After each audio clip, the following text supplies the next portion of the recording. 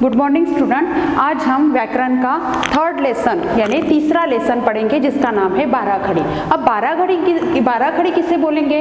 जैसे कि आपने पहले मैंने आपको बताया था कि स्वर और व्यंजन और बाराखड़ी आपको लिखना है। वैसे तो आपने कॉपी में लिख ली है, लेकिन उसमें क्या डिफरेंस है, क्या अंतर है, वो आज हम यहाँ पे पढ़ेंगे और समझेंगे। जैसे कि स्वर और व्यंजन की संधि से ही बाराखड़ी बनती है। जैसे कि व्यंजन के हल को यानी कि व्यंजन और स्वर और व्यंजन की संधि से बाराखड़ी बनती है। यानी कि जब व्यंजन में ये जो मात्रा रहती है इसे हलंत की मात्रा कहते हैं, इसे हलंत की मात्रा कहते हैं। और जब बाराखड़ी बनती है तो इसमें एक स्वर लगाया जाता है। तो ये जब स्वर इसमें लगता है तो ये हलंत की मात्रा जो है वो निकल जाती है, वो हलंत की मात्रा जो है, हल की मात्रा जो है वो निकल जाती है। तो ये अपना जैसे क बन जाता है। यानी कि सभी व्यंजनों को हलंत की मात्राएं लगी हुई रहती है, लेकिन उसमें अगर स्वर की मात्राएं अगर अपन जोड़ देते हैं तो वह बाराखड़ी बन जाती है। जैसे कि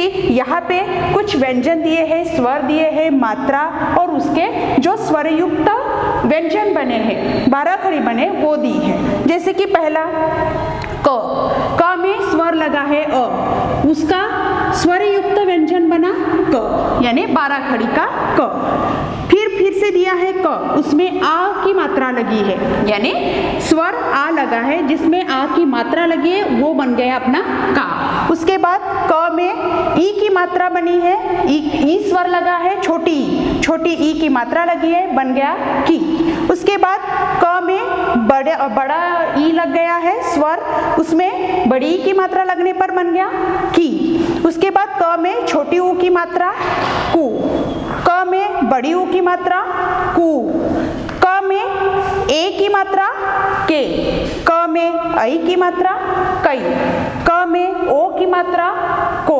वैसे ही क में औ की मात्रा कौ, क में अम की मात्रा कम, क में आहा की मात्रा कहा, क में ऋषि की मात्रा, ये इसको ऋषि की मात्रा कहते हैं, जो क में लगकर क का क्रू बन गया। और उसके बाद क में आ की मात्रा यानी जिसे अपन चंद्र बिंदु की मात्रा कहते हैं, तो ये बन गया का।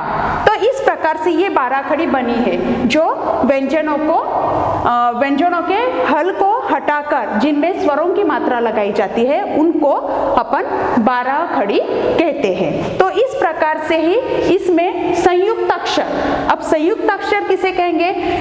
संयुक्त अक्षर लिखते समय व्यंजन और स्वर का संयोग होता है। संयुक्त अक्षर लिखते समय व्यंजन और स्वर का संयोग होता है।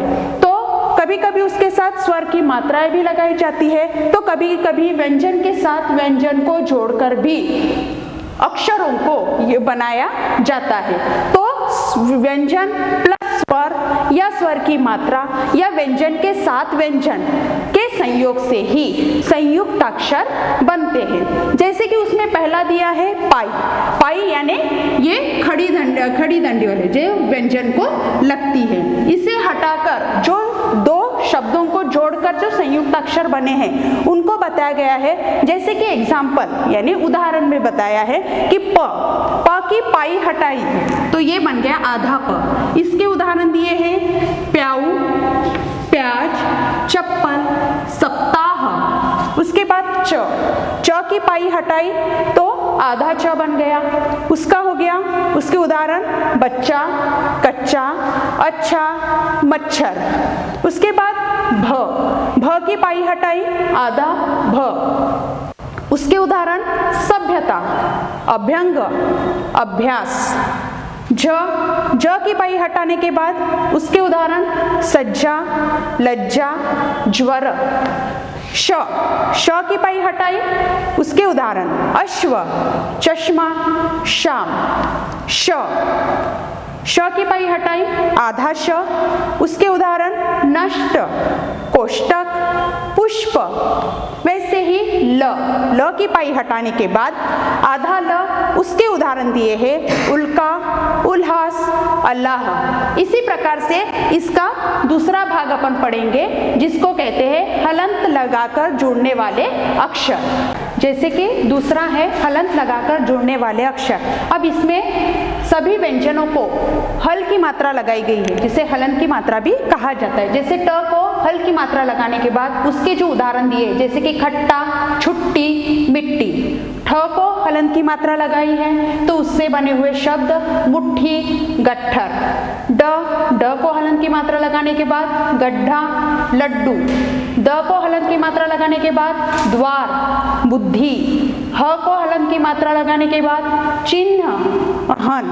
तो इस प्रकार से ये हलंत लगाए हुए व्यंजन हैं और उनके ये उदाहरण हैं। उसके बाद आधा व्यंजन लिखकर जुड़ने वाले अक्षर। इसमें क्या होता है कि दो व्यंजनों को जोड़कर, यानी एक व्यंजन आधा और एक व्यंजन पूरा, ऐसे दो व्यंजनों को जोड़कर लिखे हुए शब्द हैं। जैसे कि क्यारी, नुक्कड़, दफ्तर।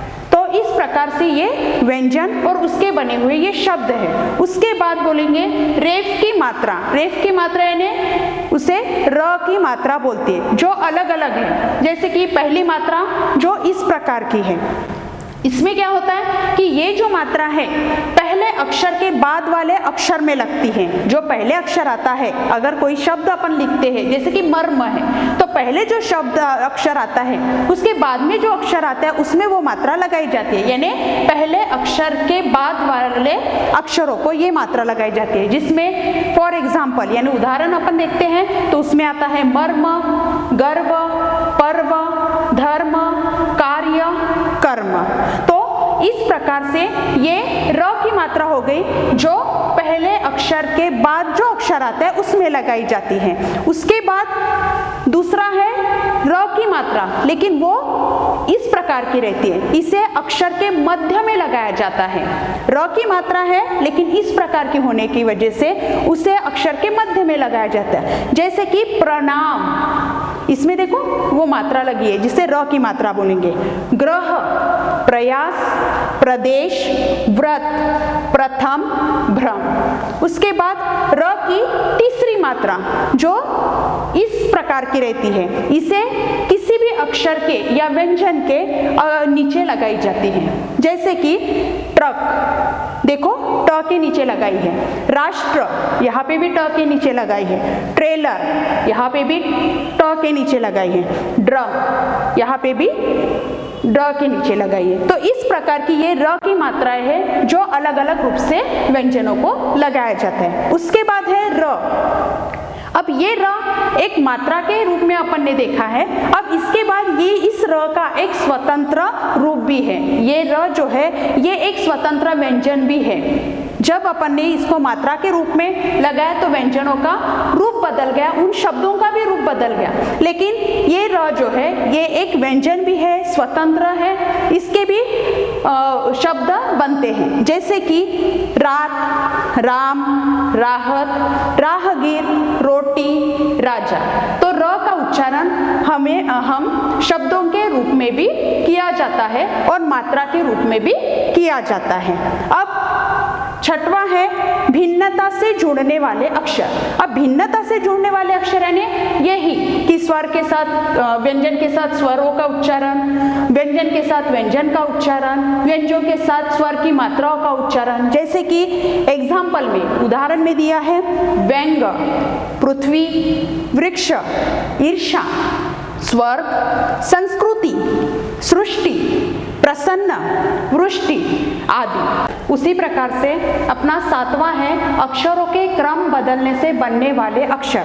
अब अक्षरों के क्रम बदलने से यानी कैसे? अक्षरों को उल्टा सीधा लिखना और उसे फिर से सीधा करके लिखना। यानी जैसे कि यहाँ पे ली, का, बा, तो इसका सीधा हो गया, सीधा शब्द बन गया बालिका।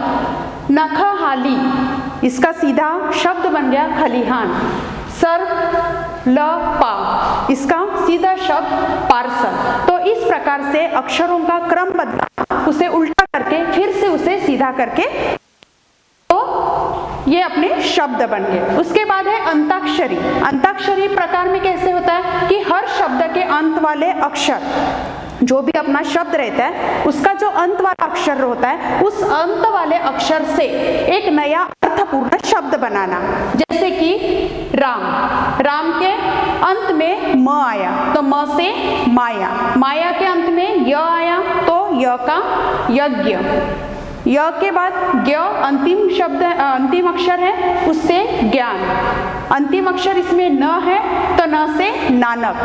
क से कमल, कमल का अंतिम अक्षर है ल, तो ल से लता और लता का अंतिम अक्षर है ता, तो ता से ताकत। तो इस प्रकार से ये रूप में लिखा गया है। उसके बाद अक्षर से बनने वाले शब्द, यानी कि एक अक्षर से, जैसे कि माँ, हा, आ, जी, मैं, तू, इस प्रकार से।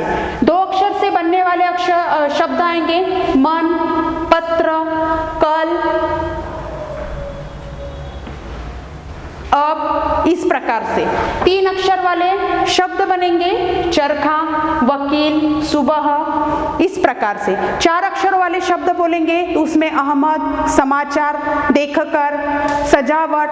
पांच अक्षरों वाले शब्द बोलेंगे तो उसमें ईमानदार, श्रवण यंत्र, अनुलेखन, सहनशील, वातावरण।